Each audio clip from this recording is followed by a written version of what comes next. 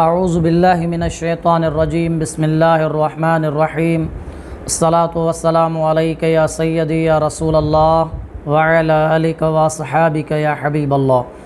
دوستان گرامی، تمام سننے اور دیکھنے والے مسلمان بھائیوں کی خدمت میں میری طرف سے السلام علیکم ورحمۃ اللہ وبرکاتہ۔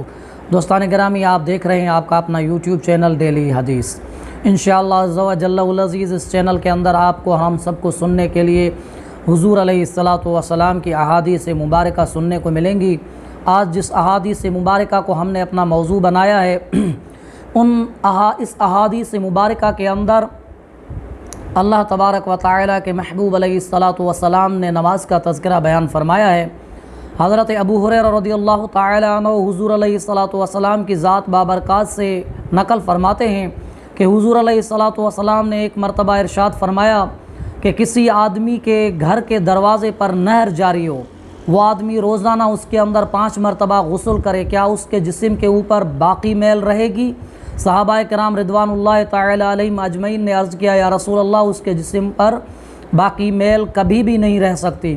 تو حضور علیہ الصلاۃ والسلام نے ارشاد فرمایا کہ اے میرے صحابیوں، نماز کی مثال بھی ایسی ہے۔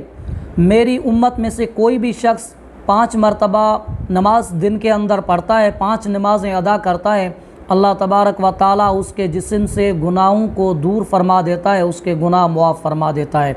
اللہ تبارک و تعالیٰ آپ کو اور ہم سب کو 5 وقت نماز پڑھنے کی توفیق عطا فرمائے۔ دوستان گرامی، نماز پڑھنے سے انسان کے گناہ مٹا دیے جاتے ہیں، انسان کے گناہ معاف کر دیے جاتے ہیں۔ آخر میں تمام دوستوں کی خدمت میں مؤدبانہ گزارش ہے کہ ہمارے اس یوٹیوب چینل کو لائک کریں، کمنٹ کریں اور اس کو سبسکرائب کریں۔ انشاءاللہ عز و جل العزیز ملتے ہیں ایک نئی ویڈیو کے ساتھ۔ السلام علیکم ورحمۃ اللہ وبرکاتہ۔